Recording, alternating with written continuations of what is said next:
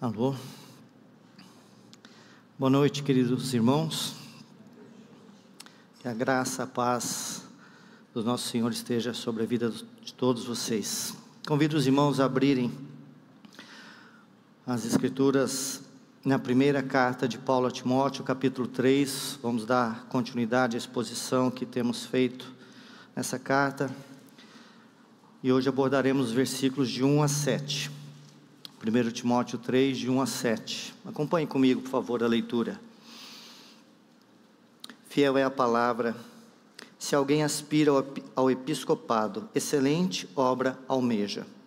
É necessário, portanto, que o bispo seja irrepreensível, esposo de uma só mulher, temperante, sóbrio, modesto, hospitaleiro, apto para ensinar, não dado ao vinho, não violento, porém cordato, inimigo de contendas, não avarento, e que governe bem a própria casa, criando os filhos sob disciplina com todo respeito. Pois se alguém não sabe governar a própria casa, como cuidará da igreja de Deus?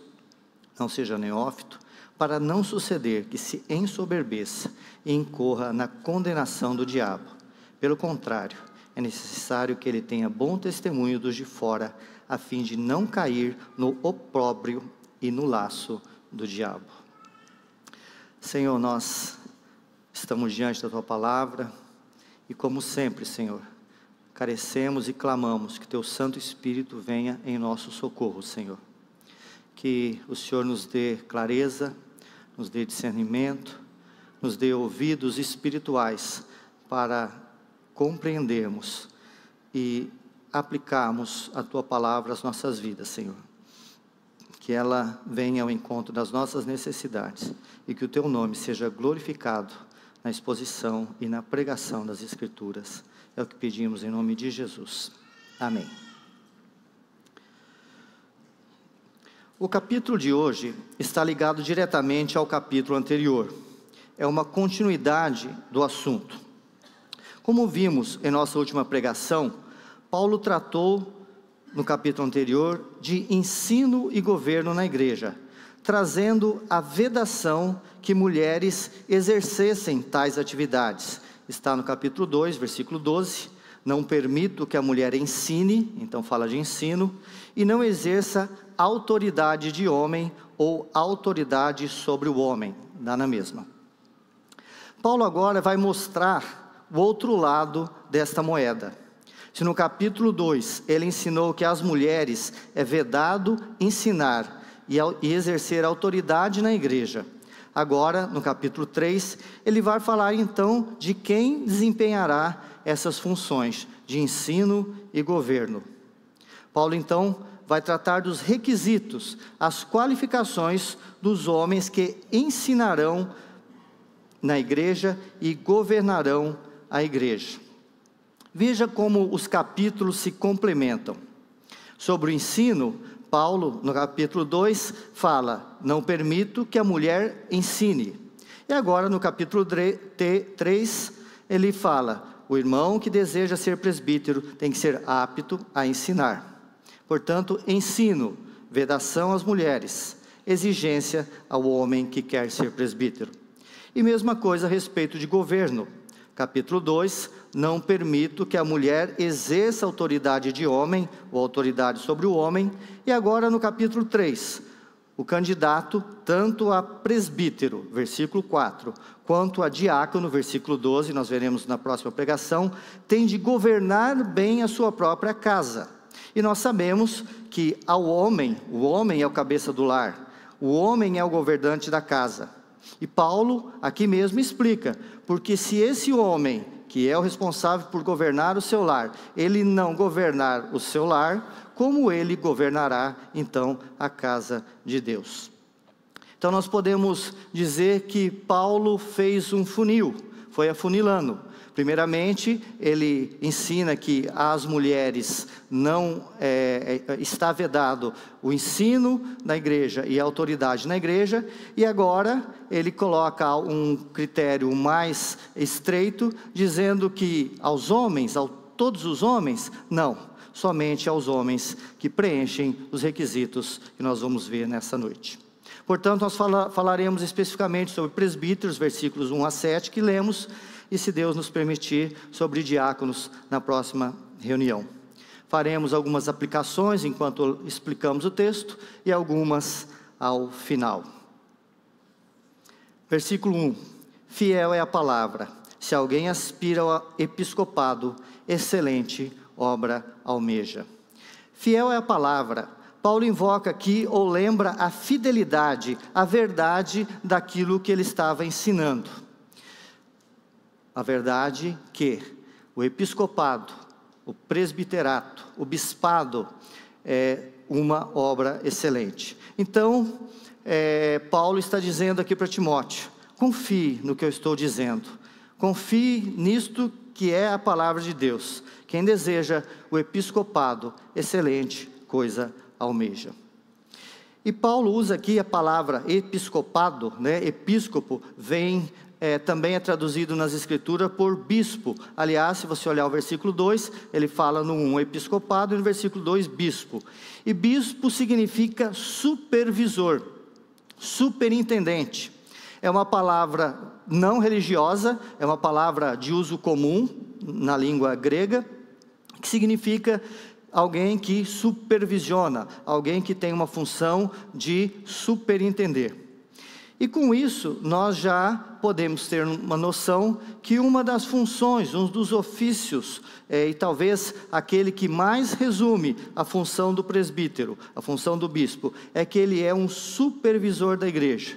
Não no sentido que ele vai vigiar a vida dos irmãos, como se fosse um detetive, um araponga, aquele que fica procurando, vigiando os irmãos, mas no sentido de que cabe a ele observar atentamente os aspectos mais relevantes da vida comunitária e cuidar desses aspectos, intervindo se necessário.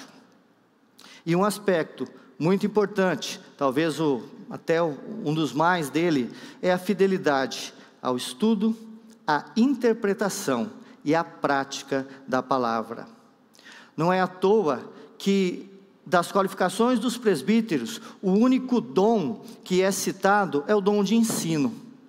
Como veremos mais para frente, todos os demais requisitos, preste atenção nisso, meu irmão, todos os demais requisitos exigidos para se ser um presbítero, também, todos eles, indistintamente, são exigidos de todos os outros irmãos cristãos que desejam ter uma vida piedosa. Portanto, convém, segundo as Escrituras, que o bispo tenha essas qualificações. E aí você pergunta, bispo ou presbítero? Tanto faz. Apesar de uma ideia generalizada, que por significar supervisor, o bispo seja alguém que esteja acima do presbítero, e em algumas denominações é assim, nas Escrituras, a palavra bispo e a palavra presbítero, ela é utilizada para o mesmo grupo de pessoas. Se vocês lerem Atos 20, naquela ocasião quando Paulo está se despedindo dos presbíteros da igreja de Éfeso, lá na cidade de Mileto, ele diz, de Mileto mandou chamar os presbíteros da igreja. E aí vai desenvolver a conversa, e ele fala, atendei por vós, por todo o rebanho sobre o qual o Espírito Santo vos constituiu bispos. Assim, bispo ou presbítero são a mesma pessoa. Presbítero significa ancião, fala de uma pessoa experiente. Então nós podemos dizer que, quando você usa a palavra presbítero, você está olhando mais a respeito do caráter pessoal daquele irmão, sua experiência. E quando você fala que ele é um bispo, você está se referindo mais à sua função, ao seu ofício. Qualquer um deles está certo. É um costume de cada igreja, e aqui nós usamos presbíteros, e eu vou usar na exposição a palavra presbítero. E Paulo começa nos ensinando que não há nada de errado em alguém desejar ser presbítero. Mas a grande e importante questão que é lançada é qual é a motivação deste desejo. Isso é de extrema importância, meus irmãos, porque podem ser motivações erradas. As Escrituras revelam que pessoas tentavam obter a liderança da igreja para ter lucro financeiro, para justificar os seus pecados, para levar outros ao pecado, para satisfazer os seus desejos, poder, influência, ganho financeiro, orgulho, exibição, rivalidade, provar algo para si mesmo ou para outros. Podem ser motivações erradas, muito erradas, de se desejar o presbiterato ou o presbitério. Nosso coração é pecaminoso e ele tem a tendência, a habilidade de distorcer boas atitudes, maculando-as com propósitos egoístas. E quais seriam então as motivações corretas? Isso aqui se aplica ao presbítero, mas se aplica a todos aqueles que desejam de alguma maneira servir ao Senhor e à igreja do Senhor. E são muitas, mas eu destaquei apenas 3. Primeiro, a glória do Senhor. Tudo o que fazemos deve ser feito para a glória do Senhor. E isso deve ser algo que arda no coração daquele que almeja o presbitério.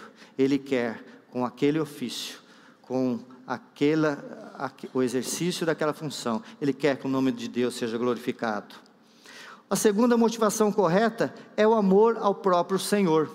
É interessante que quando Jesus, depois ressurreto, ele vai conversar com Pedro, né? E nós temos aquele momento da restauração da vida de Pedro. Jesus pergunta: Pedro, tu me amas?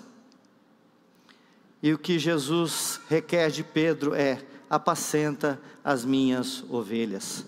Então, não apenas o presbítero, mas todo aquele que se entrega à obra do Senhor, ele deve amar ao Senhor, porque ao servir a igreja, ele está demonstrando e revelando o seu amor pelo Senhor. E por último, uma grande e indispensável motivação é o amor aos irmãos. Nós podemos demonstrar o nosso amor aos irmãos de muitas maneiras, mas ajudar esses irmãos a encontrarem o Senhor, caminharem com o Senhor, ou retornarem aos caminhos do Senhor, se dele se desviarem, é uma das mais sublimes atitudes que nós podemos ter em relação aos irmãos. E Paulo então acrescenta que aqueles que desejam o presbiterato, e eu acrescento, com as motivações corretas, porque isso é essencial, excelente obra almeja. E nós vamos ver isso nas nossas aplicações. Se você não tiver o coração correto, que deseja a glória de Deus antes de tudo, que ame a Deus sobre todas as coisas, e que ame ao teu próximo, nunca, absolutamente nunca, ser presbítero, ser diácono, ser professor, ajudar no som, cantar, será uma excelente obra, porque será cansativo, será contra a tua natureza pecaminosa que quer que você sirva a você mesmo. Mas quando você tem um coração correto, a motivação correta de glorificar o Senhor, de amar o Senhor e de amar o seu próximo, ser presbítero e qualquer outra obra que você venha fazer ao Senhor, qualquer dom que você venha colocar ao serviço do Senhor, se torna uma excelente obra. E por que o presbiterato, o presbitério, ou outros ofícios quaisquer, elas são uma excelente obra, tá? Eu também pensei aqui em apenas 4 de muitas razões. E a primeira, porque cuidar da igreja de Deus agrada e glorifica a Deus. Assim, se seu objetivo como crente, como filho do Senhor, é glorificar e amar a Deus, cuidar da igreja do Senhor, cuidar das ovelhas do bom pastor, cuidar da menina dos olhos de Deus, que é a sua igreja, é algo que glorifica, que agrada ao nosso Deus. O segundo motivo que ser presbítero é algo excelente, é porque isso exige e revela amor a Deus e amor aos irmãos. E amor a Deus e amor aos irmãos é o cumprimento da lei. Terceiro motivo que as Escrituras inclusive nos dizem, é que isso, servir a Deus como presbítero, ou como qualquer outra função no corpo de Cristo, acarreta aquilo que Paulo chama em Colossenses 1:24, de o que resta das aflições de Cristo em favor do seu corpo, que é a igreja. Portanto, ser presbítero nos assemelha a Cristo, assim como tudo que fazemos em favor da sua igreja e do seu corpo. E nós sabemos que nos assemelharmos a Cristo é um dos objetivos do nosso Senhor. E por último, acrescento que ser presbítero é uma coisa excelente, porque o ofício de presbítero, ao mesmo tempo que exige, também motiva a se ter uma vida cristã levada a sério. E isso é muito bom. Toda vez que eu subo aqui, toda vez que qualquer um dos nossos irmãos presbíteros sobem aqui para pregar, eles já pregaram para si mesmo dezenas e dezenas de vezes. Nós somos os primeiros ouvintes das palavras que falamos. Isso, meus irmãos, é salvação para as nossas vidas. Por isso, quem almeja o presbitério, excelente coisa almeja.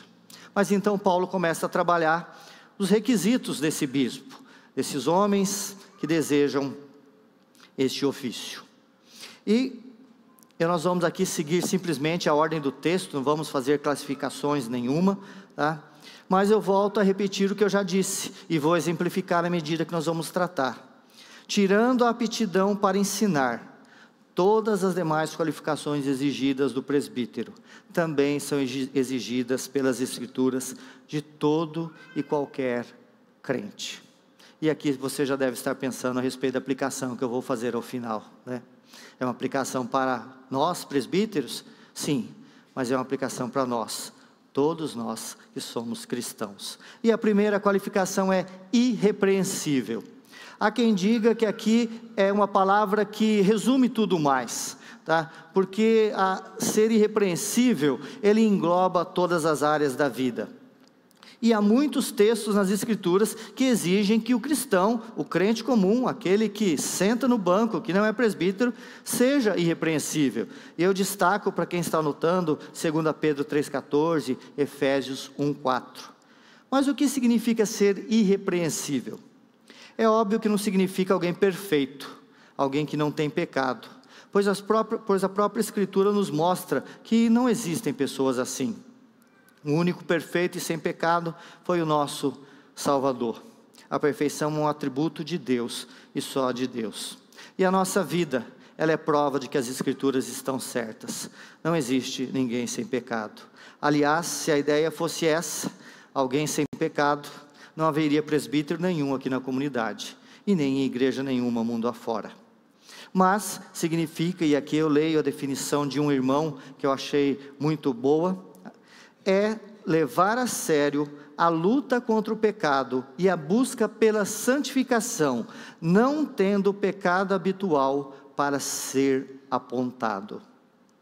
Portanto, irrepreensível significa aquele que não vive na prática habitual do pecado. Segundo Stott, a sua reputação, ela é pública, ela é irrepreensível. Hendrickson acrescenta que essa reputação boa, irrepreensível, tem que ser internamente merecida. E eu achei muito interessante, o pastor Augusto Nicodemos, pregando sobre esse texto. Ele fala que irrepreensível é o homem que não é conhecido por determinado pecado. Fulano de tal é mentiroso. Fulano de tal é mulherengo. Fulano de tal é ganancioso.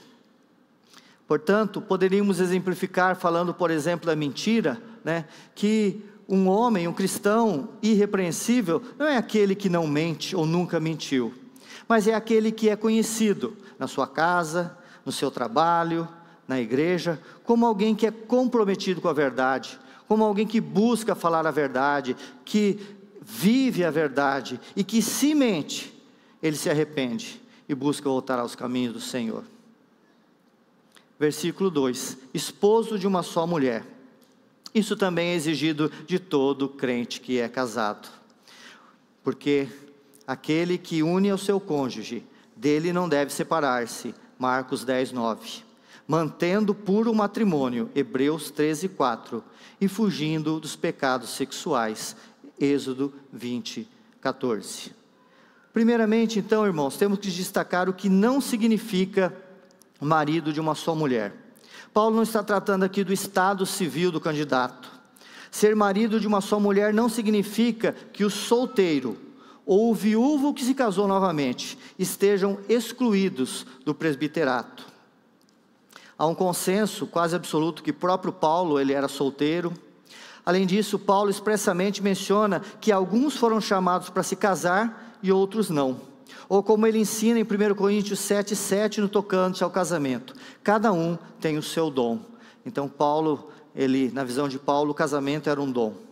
O próprio Paulo chega a mencionar que o celibato é um estado no qual há certas vantagens para o exercício do ministério. Portanto, ao solteiro não está vedado o acesso ao presbitério, e nem tampouco ao viúvo que se casa novamente. As Escrituras, de maneira clara, revelam que a morte do cônjuge encerra aquela aliança, e que aquele que fica viúvo, ele está livre para contrair novas núpcias. E Paulo, aqui mesmo em 1 Timóteo, nós vamos ver isso, ele incentiva que as viúvas novas casassem-se novamente. Portanto, o viúvo que se casa novamente, ele não está impedido de ser presbítero. Recentemente, nós do presbitério nos dedicamos especificamente ao estudo desse assunto, estudando, debatendo, procurando nas Escrituras princípios aplicáveis, consultando a interpretação de outros irmãos respeitados, e chegamos a essa conclusão e posicionamento: o solteiro e o viúvo que se casou novamente não estão excluídos da possibilidade de se tornarem presbíteros. Mas nós podemos dizer sim, que o casamento seja recomendado, que o casamento talvez seja o ideal, pois a igreja é a família de Deus, e o próprio Paulo vai dizer que o comportamento do candidato com sua família é um indício de como ele se comportará na família de Deus.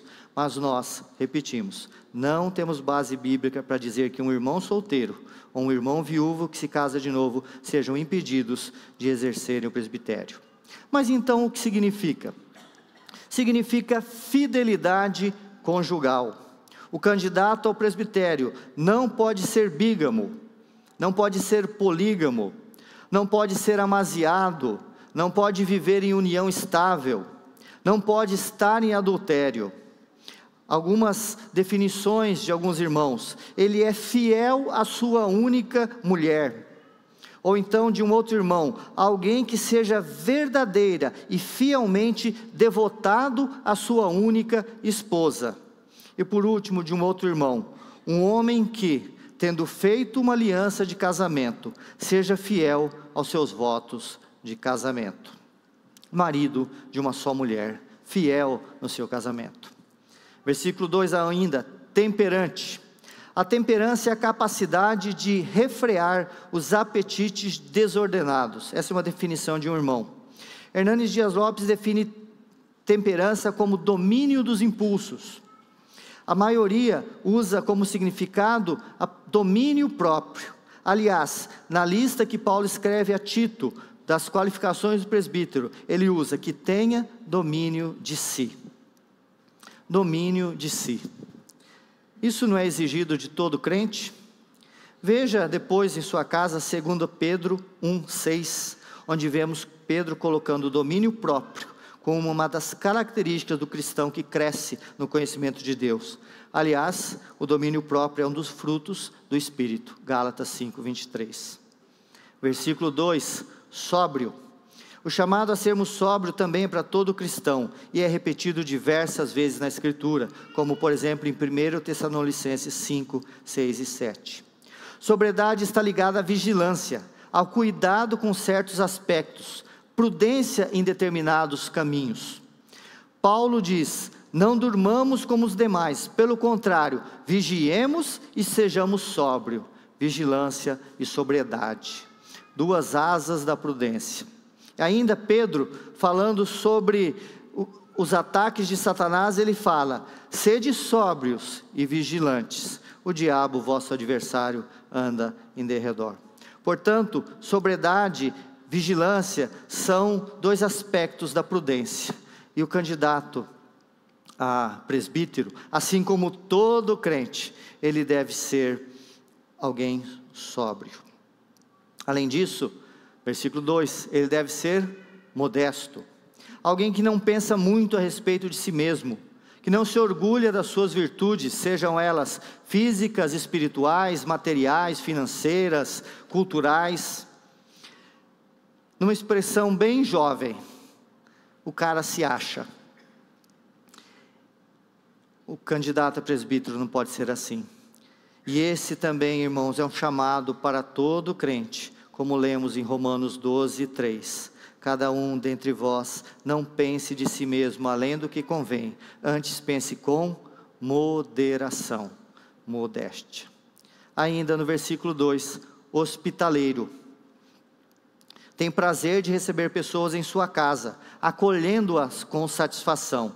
Não está ligado somente a dar pouso, como alguns pensam, mas receber pessoas em sua casa para momentos de comunhão, de visitas, aconselhamento.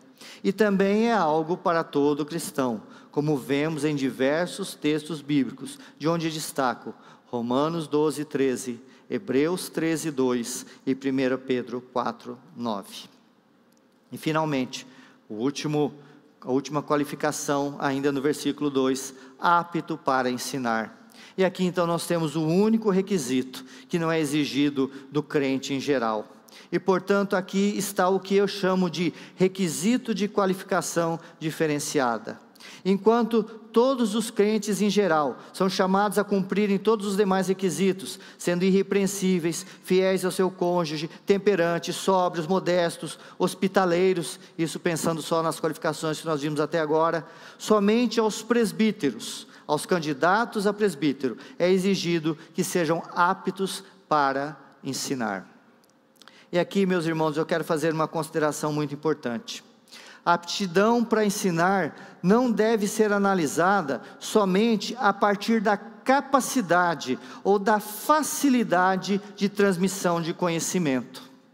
Não é apenas da didática, ainda que aqui a palavra seja didáticos, né? A palavra que é apto para ensinar é que ele seja didático. Mas também, meus irmãos, tendo em vista a importância daquilo que vai ser ensinado, que é a palavra de Deus, a aptidão para ensinar também deve ser analisada a partir da qualidade do conhecimento que será transmitido. Então, um irmão com uma boa oratória, uma boa didática, mas com uma teologia ruim, ele não preenche esse requisito, porque ele vai didaticar, ele vai ensinar a palavra de Deus, e para isso ele tem que ser constituído na palavra, mesmo que seja um exímio orador. Portanto, o presbítero deve ser apto para ensinar, saber ensinar, didático, mas ele também deve saber o que deve ser ensinado, conhecer as Escrituras, e nas Escrituras estar solidamente edificado. Versículo 3, não dado ao vinho, significa alguém que não seja dominado pela bebida alcoólica, que se embriague, que é também um chamado para todos os crentes, conforme vemos Efésios 5, 18. Não violento, porém cordato, alguém que não age ou reage com violência, mesmo quando enfrenta insultos e oposição, como Paulo nos exorta a todos nós cristãos em Romanos 12, 10. Significa alguém pacífico, alguém amável, alguém fácil de tratar, alguém que quando você chega a ele não vem com uma quente, duas fervendo, com uma pedra em cada mão. Não violento, porém cordato.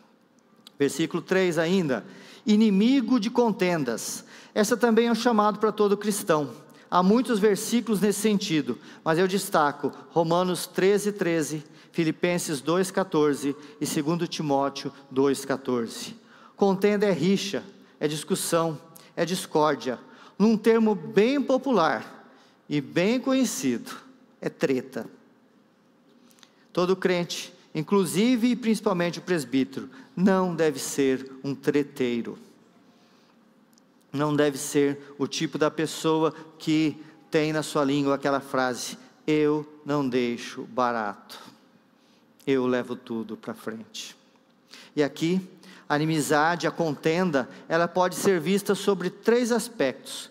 Primeiro, esse irmão candidato a presbítero, esse presbítero, e sabemos agora pela palavra, também todos os demais cristãos, devem ser pessoas que eles mesmos não gostam de contender, não gostam de entrar em discórdias graves. Então o primeiro ponto para atendermos essa qualificação de inimigo de contendas é o meu pessoal. Eu não devo entrar, ter prazer, buscar, querer, me agradar de entrar em contendas. Mas há um segundo aspecto. Eu também devo evitar provocar contenda na vida dos outros. Jogar lenha na fogueira, como nós dizemos por aí, né? Esse é um aspecto. E o terceiro, que é então o lado positivo de tudo isso. Esse irmão, ele deve se esforçar em apaziguar as contendas. Próximo qualificação, versículo 3 ainda. Não avarento. Avareza, meus irmãos, é o amor ao dinheiro. Tendo você dinheiro ou não. Avareza não é coisa de rico. Avareza é coisa do coração. É aquele que, sendo rico ou pobre, ele ama o dinheiro. E o amor ao dinheiro é a raiz de todos os males. As Escrituras revelam que a avareza era a motivação de muitos que desejavam alcançar a liderança na igreja. E todo cristão, ele é chamado a viver sem avareza, conforme vemos em Hebreus 13, 5. A avareza é comparada à idolatria, Colossenses 3, 5. E sabemos que Jesus comparou o dinheiro a um Deus. E acrescento, o alerta contra a avareza é muito sério e atual, porque a avareza será uma das características dos últimos dias, conforme lemos em 2 Timóteo 2, versículos 1 e 2. Caminhando, versículos 4 e 5, e que governe bem a sua própria casa, criando os filhos sob disciplina, com todo respeito, pois se alguém não sabe governar a própria casa, como cuidará da igreja de Deus? Isso também cabe a todo cristão, e não somente ao presbítero, conforme vemos em Deuteronômio 6, 4 e 9, e principalmente Efésios 6, 4, que usa exatamente essa mesma expressão. Se casado, então, o presbítero deve governar bem a própria casa, e se tiver filhos, deve criá-los sob disciplina, com todo o respeito. Governar bem a casa significa que os princípios que determinam o proceder naquela casa são os princípios da palavra de Deus, que serão ensinados, que serão vividos por aquele homem e serão cobrados naquele lar, inclusive sob disciplina. Criar os filhos sob disciplina, com todo respeito, significa que enquanto os filhos estão na fase e no processo de criação, os filhos, devem se submeter respeitosamente aos princípios da palavra.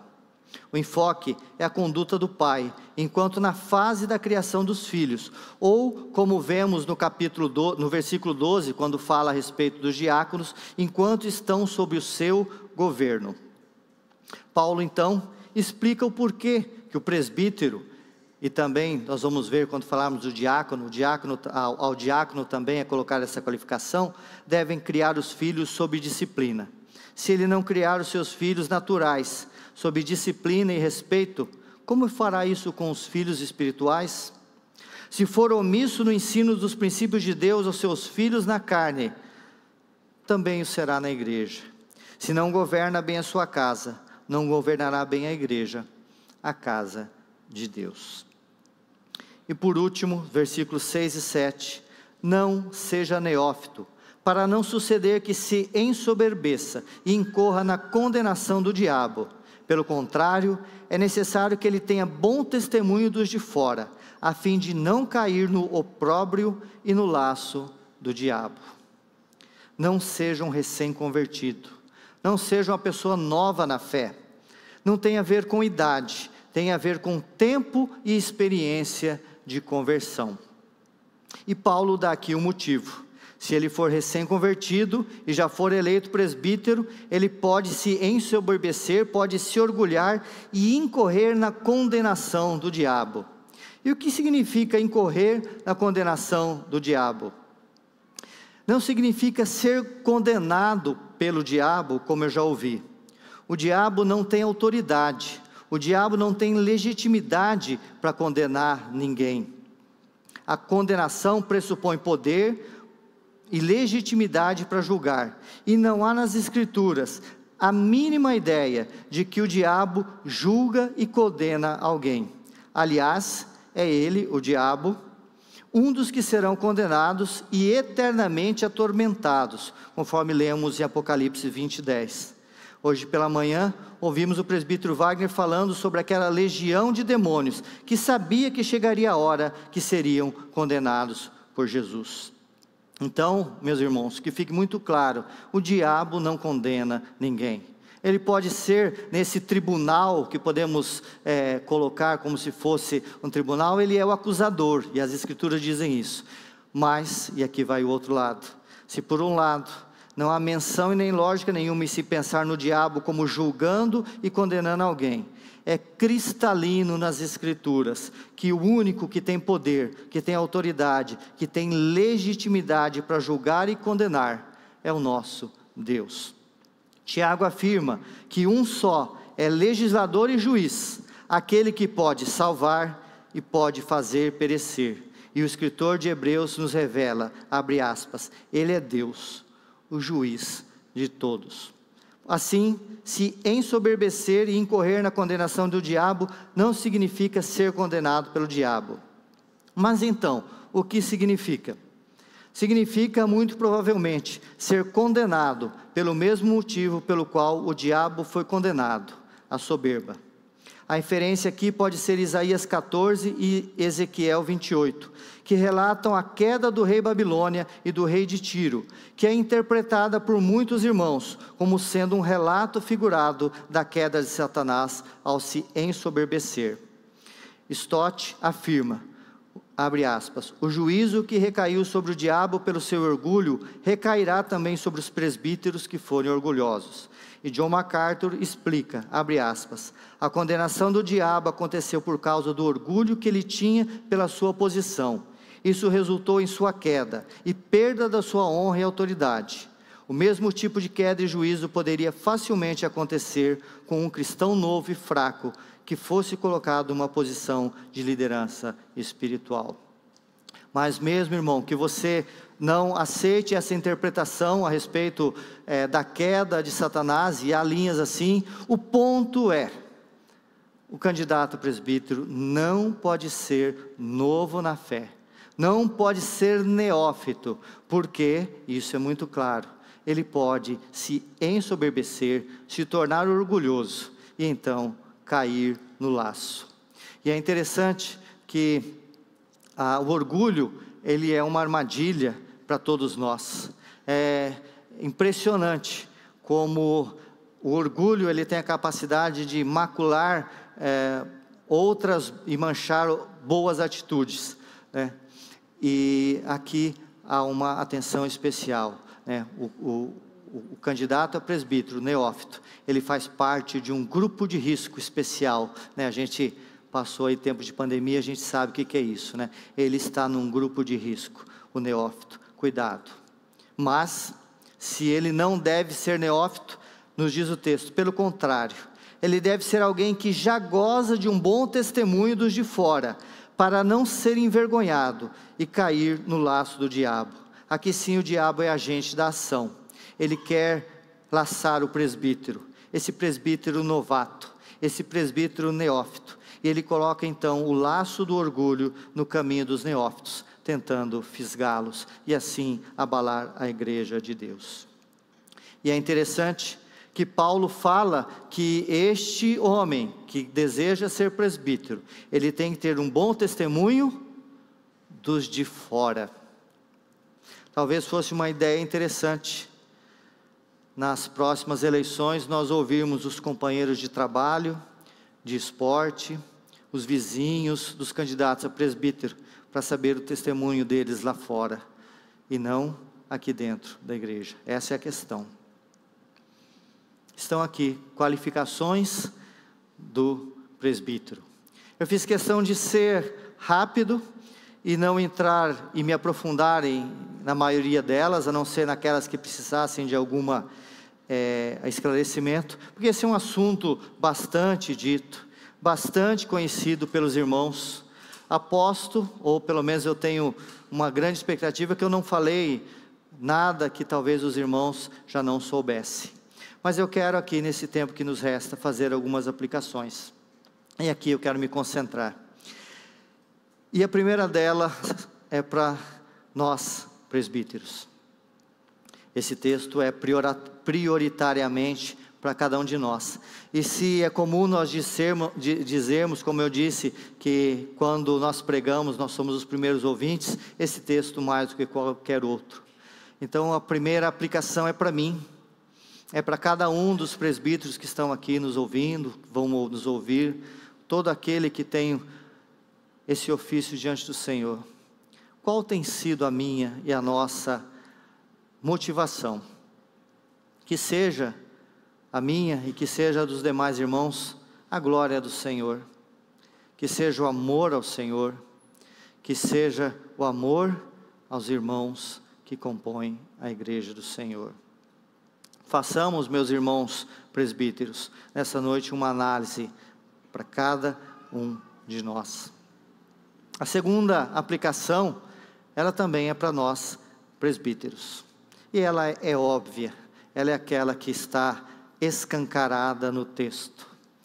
Como está a nossa vida, meu caro amigo, irmão de jornada presbítero, que me ouve pela internet, que vai ouvir daqui a algum tempo? Como está a minha vida? Eu não posso deixar de olhar para esse texto e me questionar, e olhar para ele e me colocar diante de Deus pedindo: Senhor, sonda o meu coração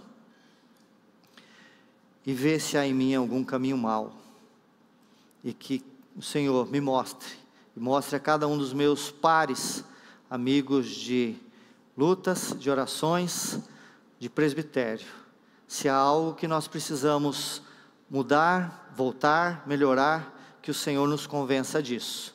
Nós somos e desejamos ser os primeiros ouvintes desta pregação. Que Deus nos dê essa graça, meus queridos. Mas eu quero fazer agora uma aplicação ampla. Eu não quero e não queria e não vejo que fosse interessante eu dar apenas um estudo sobre qualificação de presbíteros. E agora então eu quero que meu irmão, que me ouve aqui nessa noite, você que nos ouve pela internet, que você pense nessa lista de qualificações de presbítero como um gabarito para todo o crente. Tirando a questão do ensino, que como falamos, é a única que não é exigida de todo cristão. Avalie agora a sua vida. Imagine que agora você vai concorrer ao como candidato a presbítero. E aqui eu incluo as mulheres, porque para fazer essa aplicação eu tenho que falar aos irmãos e às irmãs. Então é uma suposição. Essa lista de qualificações é um bom parâmetro para nós avaliarmos a nossa vida espiritual.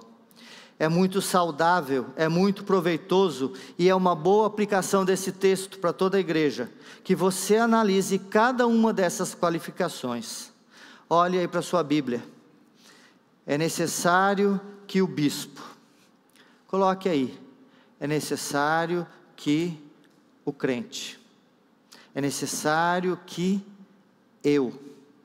é necessário que coloque aí o seu nome. Ao invés de hoje, neste momento, ficar olhando a vida dos irmãos, pensando naqueles que cumprem ou não cumprem esses requisitos, deixe isso para as eleições. Foque hoje na sua vida. Olhe para a regra que as Escrituras colocam nesse texto, que é nada mais que uma compilação que Paulo faz de outros textos das Escrituras que já exigiam isso de todo cristão. Olhe para essa compilação, olhe para essa régua e meça a sua vida. Irrepreensível. Há algum pecado, meu irmão, ou alguns pecados que se tornaram ou estão se tornando habituais em sua vida? Há um pecado intocável na sua vida? Há um pecado de estimação que você luta em abandoná-lo? Há um pecado que, ao invés de um erro eventual, um acidente, ele se tornou normalidade do seu caráter? Eu falo isso para todos nós, para mim, para todos os presbíteros, mas falo para todos nós irmãos, porque 2 Pedro 3,14 nos diz: por essa razão, e Pedro aqui está falando da volta de Cristo, por esta razão, pois, amados, esperando estas coisas, empenhai-vos para serdes achados por Ele, por Cristo, em paz, sem mácula, irrepreensíveis, fiel no seu matrimônio. Você tem sido fiel ao seu cônjuge? Você, homem, tem sido fiel à sua esposa? Você, mulher, tem sido fiel ao seu marido? Fiéis às promessas que fizeram um ao outro diante de Deus? Eu digo isso aos presbíteros, porque 1 Timóteo nos diz isso, mas eu digo isso a todos nós, porque o que Deus ajuntou não separe o homem. Mateus 19:6. Digno de honra entre todos seja o matrimônio, bem como o leito sem mácula, porque Deus julgará os impuros e os adúlteros. Hebreus 13:4. Não adulterarás. Êxodo 20:14. Fiel no matrimônio é a regra de Deus para mim como presbítero, é a regra de Deus para cada um dos presbíteros, mas é também a regra de Deus para todo o crente, todo cristão. Domínio próprio. Você tem controlado os seus impulsos, suas reações, seus apetites? Lembre-se, mas o fruto do Espírito é domínio próprio. Ou você é uma gasolina de alta octanagem, o fogo passou a metros de você e você já está estourando. Não controla seus apetites, não controla os seus desejos, não controla suas reações, não controla a sua vida. Esse é um chamado para todos nós. Modesto. Você tem sido uma pessoa humilde ou você se acha? Romanos 12:3. Cada um de vós não pense de si mesmo além do que convém. Antes, pense com moderação. E você, irmão? Você, irmã? Eu, presbítero, cada um de nós, temos sido hospitaleiros? Temos tido prazer de receber pessoas, principalmente irmãos, em nossa casa? Ou é muito trabalho, vai bagunçar tudo, tem que fazer tanta coisa, não tenho tempo. 1 Pedro 4:9, sede mutuamente hospitaleiros, é um chamado para cada um de nós, não dominado pela bebida alcoólica. Meu irmão, você tem passado do limite com a bebida alcoólica? Você tem se embriagado?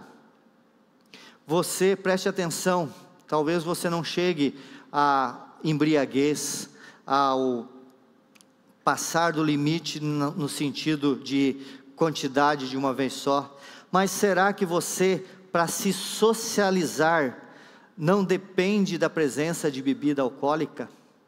Será que uma festa sem bebida para você não é festa? Um churrasco sem bebida alcoólica para você não tem graça?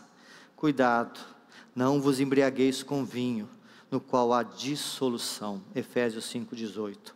Não violento, porém cordato. Como você tem sido? Uma pessoa afável, não violenta, nos relacionamentos, na família, nos esportes? Romanos 12:10, amai-vos cordialmente uns aos outros, com amor fraternal, preferindo-vos em honras uns aos outros. E a treta, meus irmãos, você tem sido um treteiro? Pessoalmente, na sua família, na internet? Essa internet. Gosta de confusão, gosta de briga, gosta de entrar em confusão, de arrumar confusão, de colocar lenha no fogo quando tem confusão? Filipenses 2:14, fazei tudo sem murmuração e sem contendas, não avarento. Você, meu irmão, você, meu amado presbítero, você, Adriano, presbítero, Você tem amado o dinheiro, tendo dinheiro ou não? Seja a vossa vida sem avareza. Hebreus 13, 5. E agora especificamente para os homens. Você governa bem a sua casa e tem criado os seus filhos nos caminhos do Senhor, inclusive sob disciplina, se necessário? Ou você tem deixado isso para outra pessoa? Será que sua esposa tem exercido esse papel que é seu? Você tem com sua omissão sobrecarregado a sua esposa, que já é tão atarefada e que já tem aquelas que são as tarefas próprias do seu chamado como esposa e mãe? Ou são os influencers, os coaches e afins que entram em nossas casas pela internet, colocando conceitos, princípios, práticas e regras?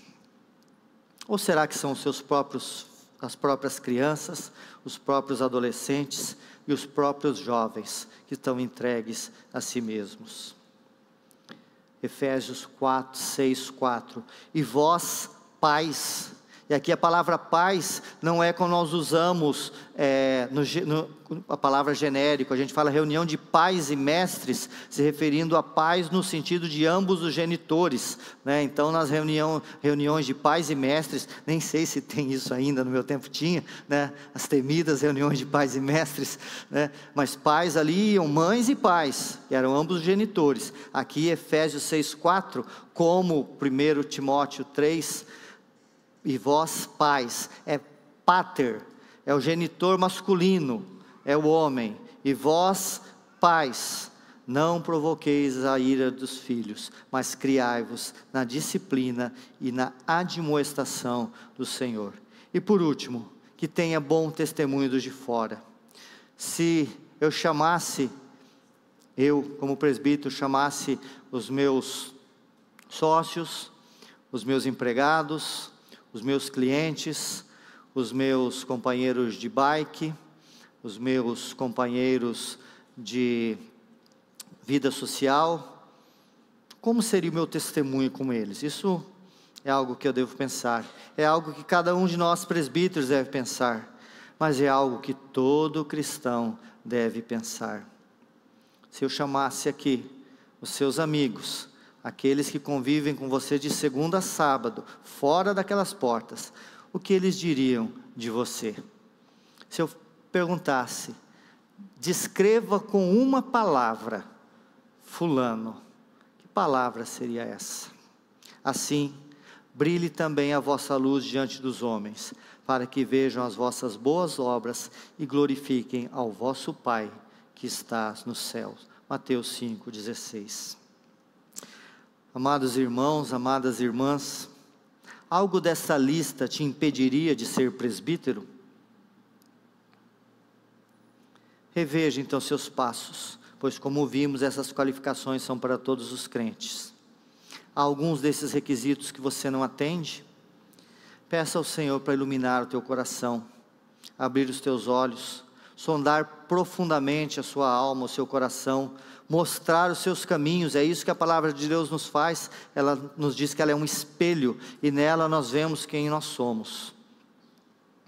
E se o Senhor falar para você que nessa régua, que é primariamente para os presbíteros, não estou desviando a atenção sobre mim nem sobre os presbíteros, mas aqui para aplicar para toda a igreja, ela também é colocada sobre cada um de nós. Se algo desta régua santa, seu comportamento estiver diferente, se arrependa e volte aos caminhos do Senhor. E a segunda aplicação e última, nesse aspecto, que seria a quarta, na verdade, no geral, para aqueles que são ou pretendem ser presbíteros, ou líderes de forma em geral na igreja. A obra é excelente, mas nunca vai ser fácil. Tem dias, meus irmãos, ou situações, que quando eu leio o que Paulo escreveu aqui no versículo 1, excelente obra almeja, né, o que ele escreveu sobre o presbitério, eu dou uma coçada na cabeça, porque o presbitério, como todo serviço ao Senhor, ele é uma obra difícil, e nem sempre nós olhamos para ela como algo excelente. E é difícil por muitos motivos, meus irmãos. E para mim, o principal deles é por causa daquilo que está em jogo. A vida com Deus. A vida de eterna alegria na presença e comunhão com Deus. Ou então, uma vida de eterno sofrimento, longe de Deus e debaixo da sua ira. Isso para mim é o que torna o presbitério e tudo aquilo que se refere àquilo que nós fazemos algo muito difícil. Eu sofro muito quando eu perco uma causa, mas ali é dinheiro dos meus clientes e dinheiro meu que eu não ganhei. Me esforço para não perder uma causa, mas as coisas de Deus, as coisas que envolvem o reino de Deus, as coisas que envolvem o nome de Deus, as coisas que envolvem a glória de Deus, elas são muito, mas muito mais importantes. Por isso é difícil. Todo aquele, seja presbítero, diácono, professor, líder de departamento, todos aqueles que se colocam à disposição do Senhor na sua obra, não é fácil. Mas eu dou graças a Deus, e eu não vou parar aqui com esse quadro negro, fiquem tranquilos. Mas eu dou graças a Deus, que Ele, o nosso Deus, Ele não escondeu de nós as lutas e as dificuldades que outros irmãos tiveram. Em seu amor, em sua sabedoria, por conhecer a nossa estrutura e saber que nós somos pó, Deus fez constar na sua palavra as lutas e até fracassos de outros irmãos. Irmãos, inclusive eles, todos eles, muito mais crentes e fiéis do que nós. Mas que mesmo assim, tiveram nos seus ministérios lutas e às vezes até fracassos. Paulo, que foi arrebatado ao paraíso e ouviu palavras inefáveis, as quais não é lícito ao homem referir, nos diz que seu ministério foi caracterizado por, abre aspas, lutas por fora, temores por dentro. Servir a Deus não é fácil, nunca é fácil, nunca será fácil. Ao servir a Deus, e para servir a Deus, nós lutamos contra a nossa natureza caída, que quer adorar e servir a si mesma. Nós lutamos contra o mundo, que é contra Deus, e lutamos contra tudo que é de Deus. Lutamos contra os principados e potestades do mal, que querem matar e destruir. Não é fácil. Em outro texto, Paulo diz que, abre aspas, serviu ao Senhor com lágrimas e provações. A vida cristã, de um modo geral, é caracterizado por lágrimas e provações. Mas isso é muito mais acentuado na vida daqueles que servem ao Senhor, principalmente aqueles que servem na liderança. Mas o mesmo Deus que revela a fraqueza de irmãos do passado, revela nas Escrituras como eles superaram as fraquezas e suportaram os sofrimentos e transformaram aquela difícil obra em excelente obra. Falando exatamente do seu ministério, Paulo arremata: eu tive lutas, eu tive tribulações, eu tive angústias por dentro e por fora, porém, abre aspas, Deus que conforta os abatidos, nos consolou. Em outro lugar ele afirma, o poder de Deus se aperfeiçoa na fraqueza. Talvez você, meu amado irmão presbítero, companheiro de jornada, talvez você, meu amado irmão diácono, talvez você, meu amado irmão que serve ao Senhor e à igreja do Senhor, aqui ou em outras igrejas, se sinta abatido e fraco. Lembre-se disso. Deus conforta os abatidos, e o poder de Deus se aperfeiçoa exatamente em nossa fraqueza. É assim para que nós, os líderes, dependamos dEle. É assim para que nós, os líderes, busquemos a Ele. É assim para que a glória seja dada somente a Ele. Que cada um de nós do presbitério, queridos e preciosos irmãos Ricardo, Márcio e Wagner, assim como todos os irmãos que estejam servindo ou venham servir ao Senhor, conforme os dons e chamados. Nos agarremos a essa maravilhosa verdade: o nosso Deus, o Senhor da igreja, o Senhor prometeu que Ele mesmo edificaria sua igreja e a apresentaria bela e gloriosa a si mesmo. Ele conforta os abatidos, Ele consola os desesperançosos e derrama o seu poder em nossas fraquezas. Por isso, apesar de difícil, servir ao Senhor e à sua igreja como presbítero ou em outro ofício é uma obra excelente. As Escrituras estão certas. As Escrituras estão sempre certas. Fiel é essa palavra. Se alguém aspira o episcopado, excelente coisa aspira. Vamos orar?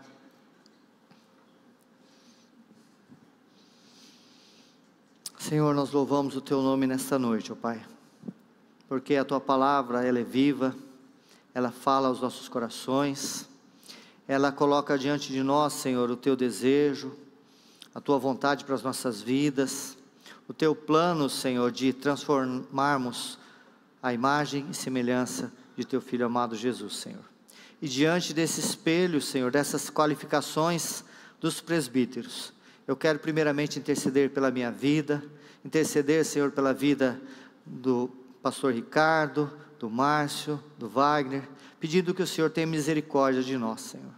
Que o Senhor nos fortaleça, que o Senhor cada vez mais ganhe os nossos corações, Senhor. Que a honra ao Teu nome, que o amor ao Senhor e o amor aos irmãos, seja, Senhor, o fogo que move, Senhor, as nossas ações, ó Pai. Sonda o nosso coração, Senhor. Prova os nossos pensamentos, olha, Senhor, os nossos caminhos, Senhor, e revela a cada um de nós, se há algo que possamos e devemos mudar em relação aos nossos passos. Eu também oro, Senhor, por todos aqueles, Senhor, que como os vimos, foram chamados a serem conformados a esse padrão, Senhor. Não nos deixa, Senhor, acostumar ao pecado, não nos deixa fazer o pecado se tornar, Senhor, algo comum, algo corriqueiro, Senhor, em nossas vidas. Mas, Senhor, faz-nos enxergar a necessidade que temos do Senhor, do Teu Espírito, de nos arrependermos, de andarmos nos Teus caminhos e de voltarmos cada vez mais ao Senhor, ó Pai. Fala ao nosso coração, conforme a necessidade de cada um, é o que pedimos em nome de Jesus. Amém.